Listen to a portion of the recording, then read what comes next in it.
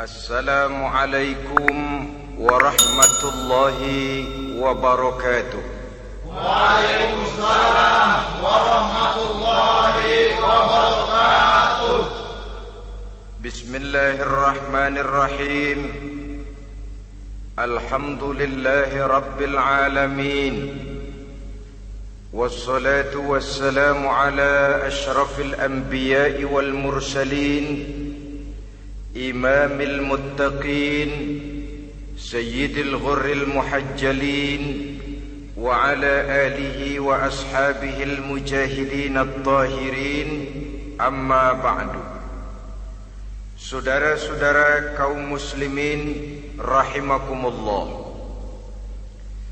sesungguhnya gaya hidup seseorang sangat ditentukan oleh cara bagaimana dia memandang hidup ini. Dengan kata lain, bagaimana seseorang memandang hidup, begitulah dia akan hidup.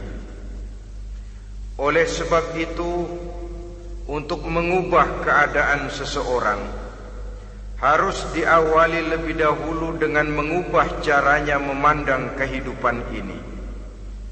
Itulah sebabnya dalam surah Ar-Ra'd ayat 11 Allah Subhanahu wa ta'ala menjelaskan, Innallaha la yughayyiru ma biqaumin hatta yughayyiru ma bi anfusihim. Allah Subhanahu wa ta'ala tidak akan mengubah nasib dan keadaan satu kaum sampai kaum itu berusaha mengubah apa yang ada di dalam diri mereka sendiri.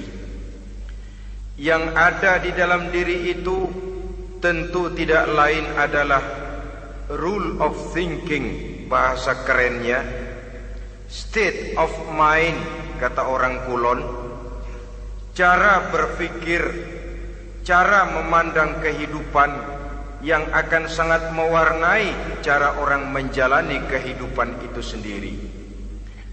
Oleh karena itu, pada pertemuan kali ini kita akan membicarakan tentang dasar dan tujuan hidup dari seorang muslim di dalam kehidupan ini. Yang pertama, tentang dasar dan landasan hidup. Seorang muslim tak dapat lain mendasarkan kehidupannya dengan Islam. Di dalam mendasari kehidupan dengan Islam ini, Allah Subhanahu wa ta'ala menuntut, Ya ayyuhalladzina amanu dkhulu fis silmi kafah. Hai orang-orang yang beriman, masuklah kamu ke dalam Islam itu secara total, secara utuh, secara seluruhnya. Jangan separuh-separuh, jangan sepotong-sepotong. Mendasari hidup dengan Islam artinya menjadikan Islam sebagai way of life, sebagai rule of thinking, sebagai state of mind di dalam kita memecahkan problema-problema kehidupan, sehingga tidak satu persoalan hidup yang bagaimanapun kecilnya sekalipun yang tidak tersentuh oleh nilai-nilai ajaran agama Islam ini. Kemudian di dalam mendasarkan hidupnya dengan Islam, ia mempunyai satu keyakinan. Pertama, Islam sebagai dasar hidupnya adalah agama yang sesuai dengan fitrah daripada manusia. Allah Subhanahu wa ta'ala pencipta manusia. Allah Subhanahu wa ta'ala yang menurunkan agama Islam. Oleh sebab itu, tentu saja seluruh konsepsi Islam ini sudah diukur sedemikian rupa sesuai dengan kemampuan yang dimiliki oleh manusia. Secara logika bisa kita katakan, pabrik mobil di Jerman misalnya bikin mobil namanya Mercy. Seiring dengan itu dikeluarkannya buku petunjuk. Mobil ini bernama Mercy, kecepatan maksimal sekian ratus kilometer per jam, daya angkutnya sekian ratus kilogram, kalau rusak memperbaikinya ini onderdilnya itu umpamanya. Karena pabriknya yang bikin mobil, lalu pabriknya juga yang mengeluarkan buku petunjuk, tentu buku itu sesuai benar untuk mobilnya. Dan logika mengatakan tidak bisa kita punya mobil Mercy rusak, kita perbaiki dengan menggunakan buku petunjuk yang dikeluarkan oleh pabrik mobil Fiat. Tentu saja mobil makin rusak, acak-acakan dan tidak karu-karuan. Ini artinya, jikalau manusia ingin baik, jikalau manusia ingin mencapai sesuatu yang bernama bahagia, dia harus mengikuti petunjuk yang dikeluarkan oleh yang menciptakan manusia.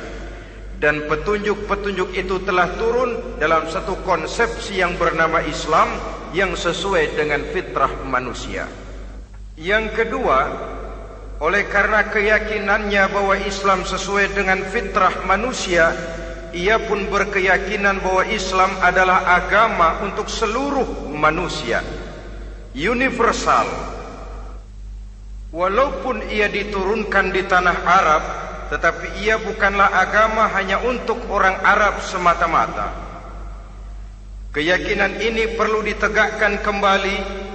Oleh karena akhir-akhir ini muncul pendapat-pendapat yang menganggap seolah-olah agama itu barang impor. Persilahkan saja kalau memang itu merupakan keyakinannya, tetapi menganggap agama sebagai barang impor sungguh merupakan satu kekeliruan yang sangat besar. Bahwa Arab sebagian besar memang Islam, jelas. Tetapi Islam bukannya Arab, itu pun harus kita akui. Kita bisa menjadi Muslim yang baik tanpa perlu menjadi orang Arab. Dengan kata lain, kita bisa menjadi Muslim yang baik dengan tetap menjadi warga negara Indonesia yang baik. Bahwa Al-Quran diturunkan dalam bahasa Arab oleh karena memang ia turun di tanah Arab. Buktinya apa? Walaupun Quran dalam bahasa Arab, tidak satu pun ayat Quran yang ditujukan kepada orang Arab semata-mata. Tidak ada ayat ya ayyuhal arabiyun, hai orang-orang Arab. Tidak ada. Yang ada malah ya ayyuhan nas, wahai manusia. Manusia yang mana? Yang mana saja asal merasa manusia. Kalau tidak merasa manusia, tidak usah terpanggil dengan ayat tadi. Maka dalam mendasari hidup dengan Islam, kita berkeyakinan Islam adalah agama untuk seluruh manusia. Yang ketiga, di dalam mendasari hidup dengan Islam, kita berkeyakinan Islam adalah agama terakhir yang diturunkan kepada Rasul terakhir. Tidak ada Rasul dan Nabi sesudah Nabi Muhammad, dan tidak ada agama lagi sesudah agama Islam. Dasar-dasar keyakinan ini melembaga dalam pribadi kita, membentuk satu keyakinan yang mendasari kehidupan ini, sehingga tidak satu problema yang bagaimanapun kecilnya dalam kehidupan yang tidak tersentuh oleh nilai-nilai Islam. Sejak kita tidur sampai kita bangun tidur, bahkan tidur itu sendiri, dan seluruh kegiatan kehidupan yang kita laksanakan dalam 24 jam, tidak satu pun yang tidak tersentuh oleh nilai-nilai Islam. Inilah pandangan hidup Muslim. Jawaban seorang Muslim terhadap problema-problema kehidupan yang dihadapinya, yang di dalam menjawab problema itu ia Islam oriented, berorientasi kepada nilai-nilai Islam. Apa kata Islam tentang pekerjaan yang dihadapinya? Halal kata Islam, halallah dia katakan. Haram kata Islam, haram dia katakan. Islam oriented. Barometer dalam perbuatannya tidak lain daripada nilai-nilai Islam itu sendiri. Dan kemudian di dalam mendasari kehidupan dengan Islam, ia berkeyakinan Islam adalah satu-satunya agama yang benar. Bahasa kerennya, Islam is the single one, the true religion behind the God. Satu-satunya. Keyakinan ini kelihatannya subjektif, tapi memang inilah pokok daripada kehidupan beragama. Saudara-saudara kaum muslimin rahimakumullah, kalau itulah dasar daripada kehidupan kita sebagai muslim, apa yang menjadi landasannya? Kalau dasar hidup kita Islam, maka landasan hidup kita tidak lain adalah Al-Quran dan sunnah Rasulullah sallallahu alaihi wasallam. Dunia penuh dengan orang-orang besar, dan setiap orang-orang besar itu mempunyai ajaran-ajaran yang pernah jaya, pernah dikumandangkan, didengung-dengungkan, naik ke panggung sejarah untuk kemudian tenggelam. Satu ajaran hanya akan langgeng, satu ajaran hanya akan tahan lama apabila dia turun dari sumber yang serba maha. Kalau dia turun dari manusia, maka sifatnya hanya musim. Yang namanya musim, saudara-saudara, namanya musim tidak bisa dilarang, tapi kalau sudah selesai habis sendirian. Itu musim namanya. Musim rambutan. Kalau datang musim rambutan, apa bisa dilarang? Gak boleh musim rambutan. Ya tidak bisa, dia akan tumbuh terus. Tapi manakala musimnya habis. Begitulah nasib dari ajaran yang nisbi, relatif dan temporer apabila dia bersumber dari manusia. Maka satu ajaran hanya akan langgeng, tahan lama apabila dia turun dari sumber yang serba maha. Dan itu sudah turun bernama Al-Quranul Karim. Sedangkan sunnah, saudara-saudara, merupakan penjelasan dari apa yang oleh Quran tidak dijelaskan dalam bentuk yang detail, melengkapi apa yang oleh Al-Quran hanya disebutkan dalam bentuk garis besarnya saja. Baik Quran maupun sunnah kita sebut merupakan dasar, landasan yang primer. Sedangkan untuk memahami Quran dan sunnah, kita memerlukan pendapat-pendapat orang yang ahli di bidang itu. Dalam hal ini kita sebut saja dengan ulama. Dan ini merupakan sumber yang sekunder dari landasan hidup kita sebagai seorang muslim. Dua rel ini, Quran dan sunnah, merupakan landasan di mana kereta api Islam ini berjalan. Quran dan sunnah. Saudara-saudara kaum muslimin rahimakumullah, oleh karenanya marilah kita menjadikan Quran dan sunnah ini sebagai imam di dalam kehidupan kita. Bukankah Rasulullah sallallahu alaihi wasallam pernah memberikan pilihan, man ja'alal Qur'ana amamahu qadahu ilal jannah, wa man ja'alal Qur'ana khalfahu saqahu ilan nar. Siapa yang meletakkan Quran di depannya, dijadikannya Quran sebagai imam dan dia sebagai makmum, maka Al-Quran akan membimbing dia ke surga. Ya, surga di dunia ini, lebih-lebih lagi surga di akhirat nanti. Sebaliknya, wa man ja'alal Qur'ana khalfahu, siapa yang meletakkan Quran di belakangnya, dia belakangi ajaran dan konsepsi Al-Quran, dia tinggalkan perintah-perintah Al-Quran, maka Al-Quran yang dibelakanginya itu akan mendorong dia ke neraka. Neraka dunia, lebih-lebih neraka di akhirat nanti. Pilihan terserah kita. Jikalau kita mau menjadikan Quran sebagai imam, artinya kita menjadi makmum. Resikonya dimanapun, makmum wajib ikut imam. Imam takbir, makmum takbir, imam ruku', makmum ruku', imam i'tidal, makmum i'tidal. Jikalau Quran imam kita dan kita adalah makmum, maka itu berarti jikalau ke barat komando Quran, ke barat kita pergi. Jikalau ke timur kata Quran, ke timur kita menuju. Jikalau halal kata Quran halal kita katakan, jikalau haram kata Quran haram kita ucapkan. Itu resikonya kita menjadi makmum, menyusun pola hidup yang lebih Qurani.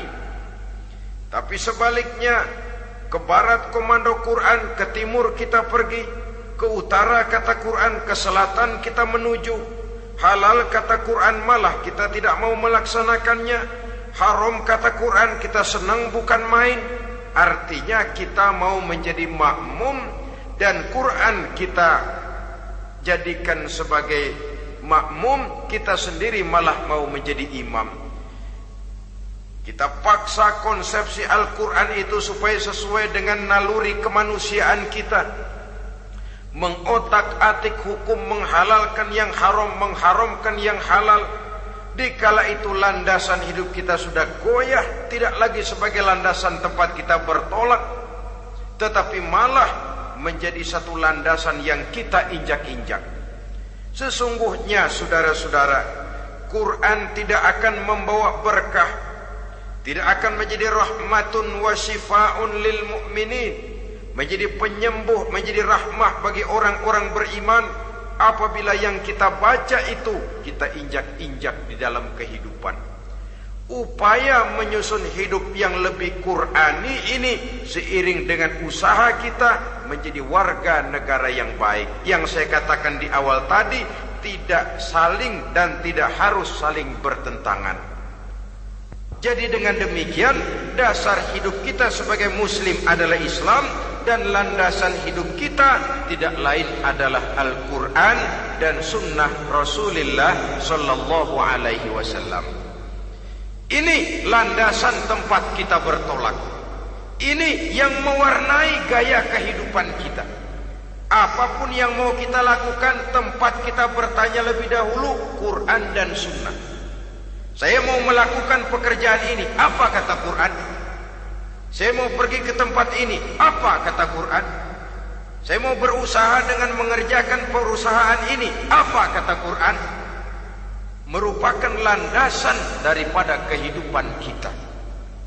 Ini yang saya katakan tadi, membentuk rule of thinking, state of mind, bahwa gaya kehidupan kita diwarnai oleh landasan hidup yang bertumpu pada ajaran Al-Quranul Karim dan Sunnah Rasulullah Sallallahu Alaihi Wasallam.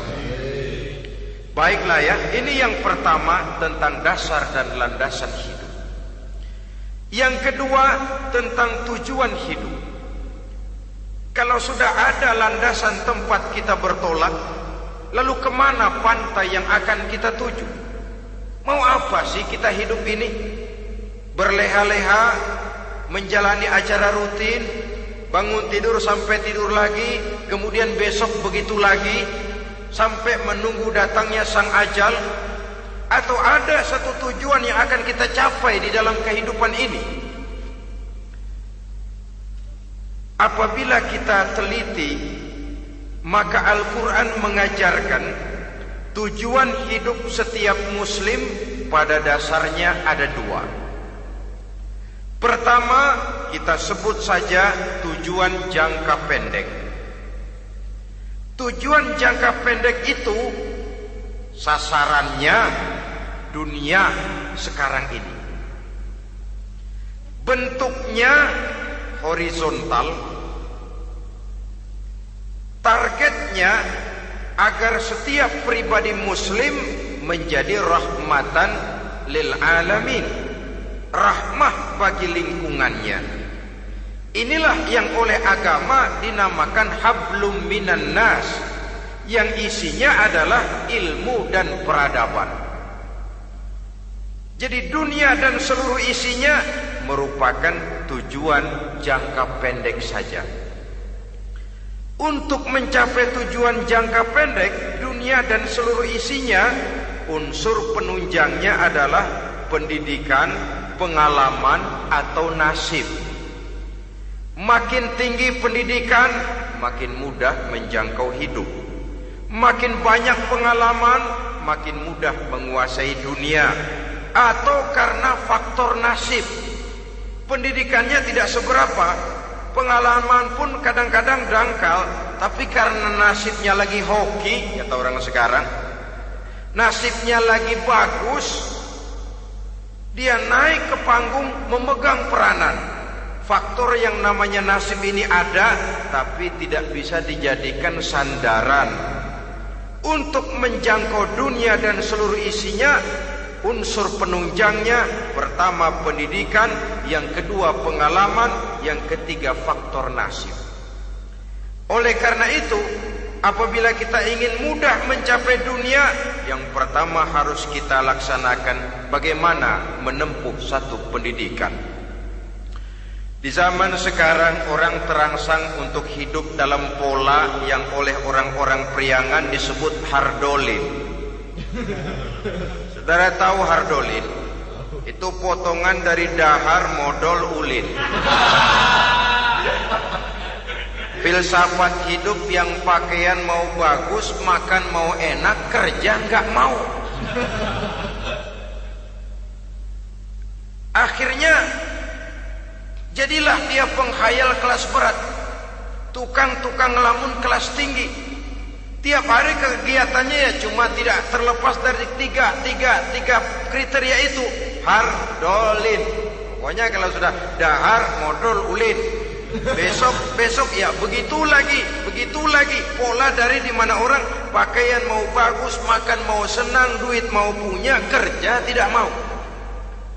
Kadang-kadang mau kerja tapi tidak tahu apa yang harus dikerjakan, ditambah oleh sempitnya lapangan pekerjaan. Tidak tahu apa yang harus dikerjakan, dilatar belakangi oleh tidak adanya pendidikan yang dia terima, sehingga mau kerja apa lalu bingung. Oleh karena itu, terutama buat adik-adik remaja, para pemuda, saya berpesan untuk menjangkau dunia, yang pertama harus kita jalani bagaimana membina diri, mendidik. Taruh kata drop out, putus sekolah. Tapi drop out bukan halangan bagi tumbuhnya cita-cita yang mulia. Bahkan ada orang bilang many a great man starts as a newspaper boy. Banyak orang-orang besar yang memulai pekerjaannya dagang koran. Putus sekolah bukan merupakan halangan bagi tumbuhnya cita-cita yang mulia. Dan tidak sedikit orang-orang besar yang tidak keluaran perguruan tinggi.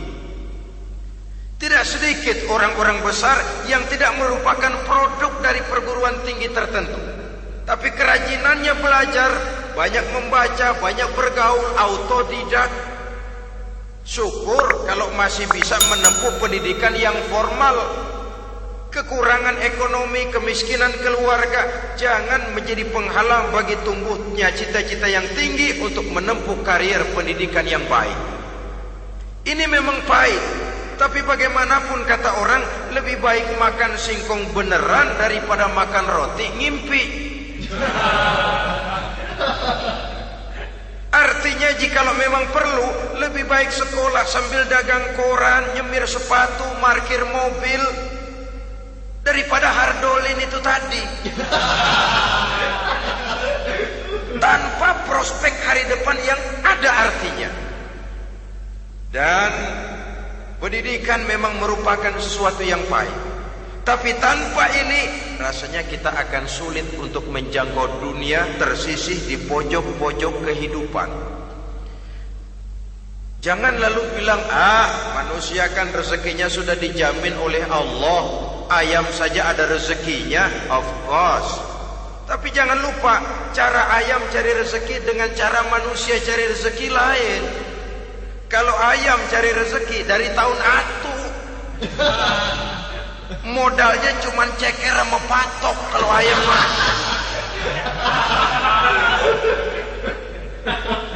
asal bisa nyeker, bisa matok, ayam dapat rezeki.